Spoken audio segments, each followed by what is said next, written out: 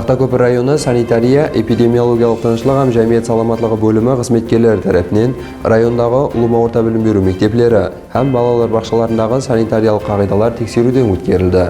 Нәүбәти хәбәрimiz менә сугырна тәйярланды.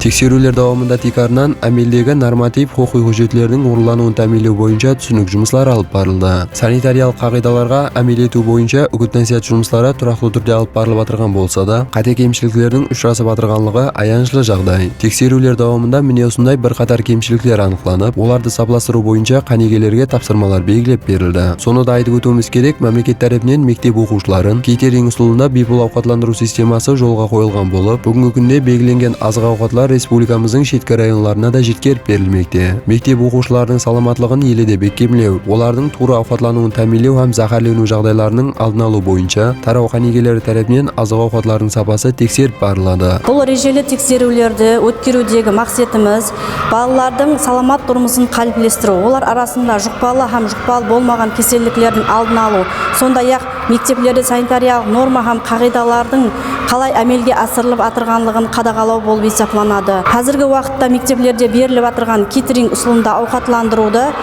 сол мектеплерге кейтеринг шөлкемі тарапынан азык ауқат өнімдері алып келінеді. Бұл алып келінген азык ауқат өнімдерін мектептегі түзілген арнаулы комиссия тарапынан қабылдап алынады. Һәм бұл қабыл қылынған азык ауқат өнімдерінің сипаты, қауіпсіздігі һәм де жарамлылық мүддетлері көріледі.